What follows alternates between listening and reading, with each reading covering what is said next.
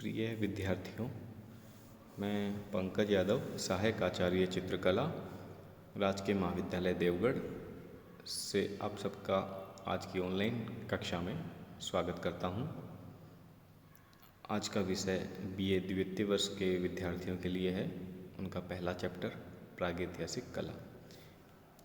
इसमें हम काफ़ी कुछ पढ़ चुके हैं, किस प्रकार के चित्र बने थे और किस प्रकार उस समय का विभाजन हुआ था, कौन उसके खोजकर्ता थे, कौन कौन से स्थान थे फेमस जहाँ चित्र प्राप्त हुए थे, कौन से प्रसिद्ध चित्र थे, किस किस जगह के हम ये सब चीज़ें पढ़ चुके थे।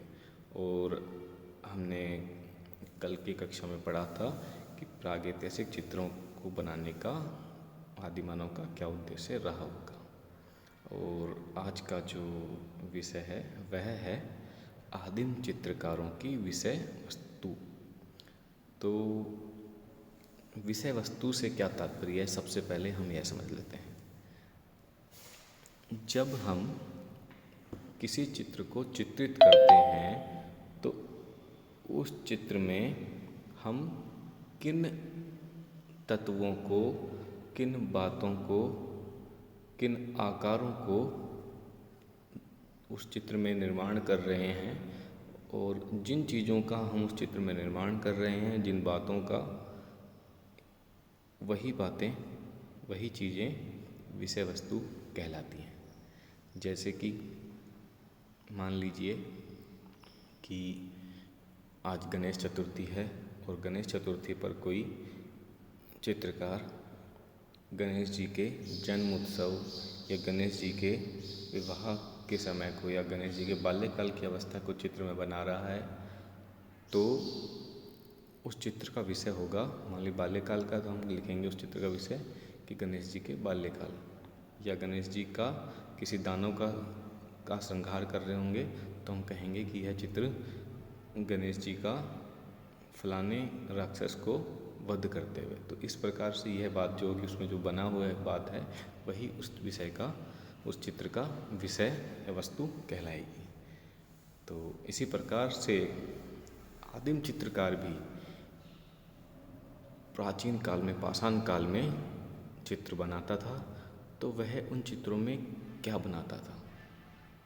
तो यह तो बहुत ही आसान बात है, समझ सकते हैं कि जो वह अपने आसपास देखता होगा वही चित्रों में उकेरता होगा। जैसे कि वह चित्र में देखता था पशुओं को, जंगली पशुओं को, तरह तरह के जंगली पशुओं को, तो उन सबको वह बनाता होगा। जिनको नहीं देखा वह नहीं बनाता होगा, जिनके साथ उसका सामना हुआ है, ज़्यादा मिलन हुआ है, मिलान हुआ है, उन्हीं को वह बनाता होगा। जैसे कि चलो हम टॉपिक वार पढ़ लेते हैं। यहाँ पहला है कि चित्रों का प्रमुख विषय आखेट अथवा शिकार ही रहा।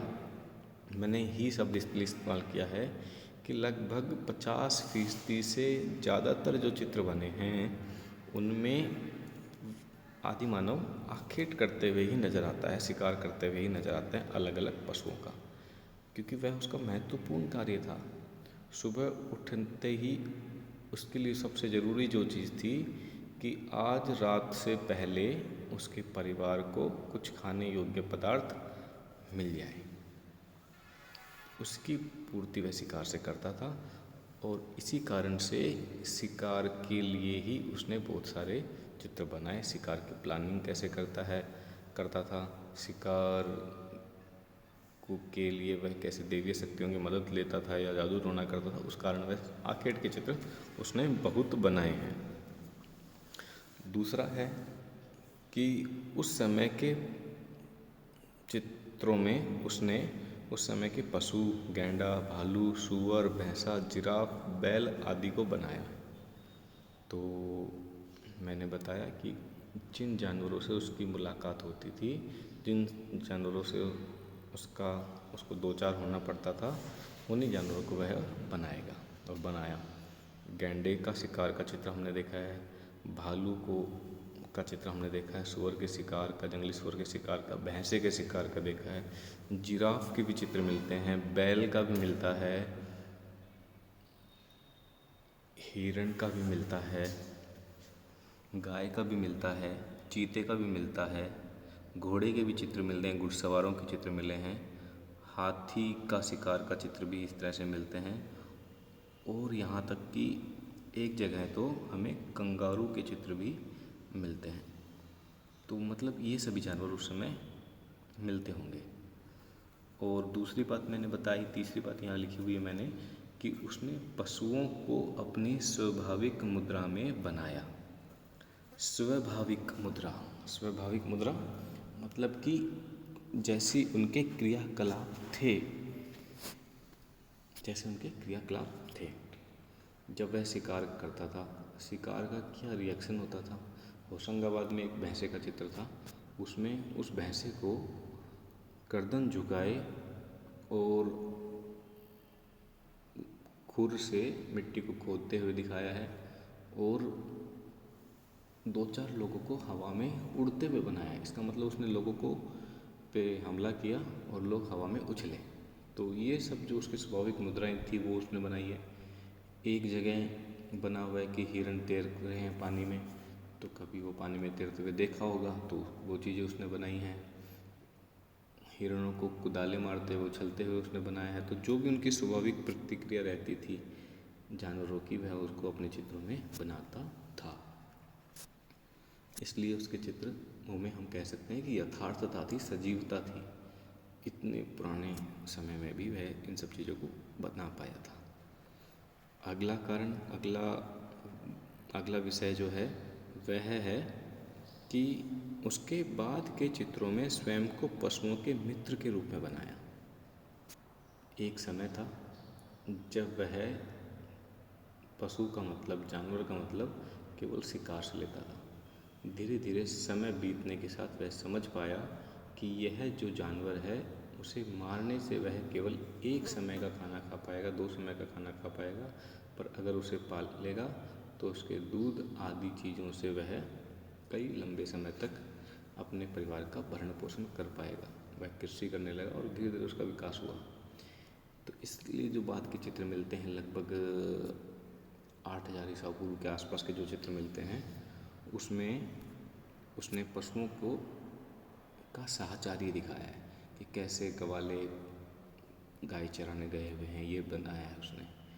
कैसे उसने पशुओं का दूध निकालते हुए का चित्र बनाया है, कैसे शहद एकत्रित करने का चित्र बनाया है, कैसे घुड़सवारी का चित्र उसने बनाया है, कैसे बैलगाड़ी का चित्र उसने बनाया है।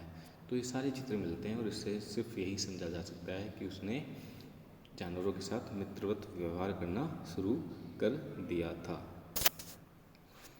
अब अगला विषय मैंने बताया कि उसने अपने आमोद प्रमोद के चित्र बनाए। आमोद प्रमोद से मतलब है कि मनोरंजन से जुड़े हुए, अपनी खुशी से जुड़े हुए। और उसने ये चित्र, नृत्य वादन के जो चित्र हैं, वह इस विषय के अंतर्गत आ जाते हैं कि कैसे वह शिकार के चारों ओर नृत्य गायन कर रहा है। या फिर कई बार जो हाथ के छापे के चित्र हमें मिले हैं, वह भी इसी मनोरंजन के आमोद प्रमोद के चित्रों में माने जा सकते हैं। अभी मैंने यहाँ एक नोट डाल के लिखी है जो बहुत ही ज़रूरी बात है। ये बात क्या है? यह बात है कि आदि मानव ने कभी भी कहीं भी प्रकृति के चित्र नहीं बनाए। प्रकृति, नदी, नाले, पहाड़, बादल, ये सब पेड़ उसने कभी भी चित्रों में नहीं बनाए। और यह आश्चर्य का विषय है कि जिस चीज़ से वह घिरा रहता था, जिस चीज़ से वह 24 घंटे जूझता था, साथ में रहता था, उसका उसने किसी भी सिंगल चित्र में भी जिक्र नहीं किया है। किसी भी चित्र में ना नदी हमें मिलती है, ना पहाड़ मिलता है, ना पेड़ मिलता है, ना बादल मिलता है ना आश्चर्य का विषय। आज भी हम जब बच्चों को कहते हैं कि बच्चों चित्र बनाओ, तो बच्चे मतलब सबका एक रहता है कि हाँ एक सीनरी सी बना देते हैं, एक झोपड़ी, पहाड़, सूरज दिख रहा है, नदी बह रही है, ये सिंपल सा। पर उस समय के आदि मानव ने जो बिल्कुल इन चीज़ों के बीच में ही रास्ता बसता था, उसने ये चित्र कभी भी नहीं बनाए। और एक दूसरी आश्चर्य की बात बताता हूँ कि आपको लगता होगा कि ये भारत के आदि मानव ने नहीं बनाए होंगे, पर ये पूरे विश्व में जितने भी प्रागैतिहासिक चित्र मिले हैं, आदि मानव केवल भारत में तो रहा नहीं था। आदि मानव का निवास यूरोप, अफ्रीका, अमेरिका देशों में भी था। तो वहाँ के जो गुफाएं मिलती हैं, लास्को, अल्तामिरा, कुछ ऐसी गुफाएं हैं फ्रांस रूस की, तो वहाँ की गुफाओं में भी मतलब कहीं पर भी किसी पूरे विश्व में कहीं भी किसी भी आदि मानव ने प्रकृति को चित्रों में नहीं बनाया है। क्यों नहीं बनाया है, इसके लिए हमारे साइंटिस्ट अभी भी मतलब खोजकर्ता अभी भी चिंतनशील हैं इस विषय के लिए कि ऐसा क्यों हुआ, क्या कारण रहे होंगे। आप भी सोचिए क्या कारण रहे होंगे। अब जो अगला टॉपिक है उसे हम देख लेते हैं, वह है प्रागैतिहासिक चित्रों की विशेषताएं एवं तकनीक। इसे हम कल के टॉपिक के लिए छोड़ देते हैं। कल हम इसके बारे में थोड़ी सी विस्तार से चर्चा कर लेंगे। आप सभी लोग ग्रुप में जुड़िए, अपने कॉलेज के यूट्यूब चैनल को सब्सक्राइब कीजिए, उनके सभी वीडियोज़ को देखिए। हम डेली चेक करते हैं कि कितने व्यूज आए, किस बच्चे ने क्या देखा।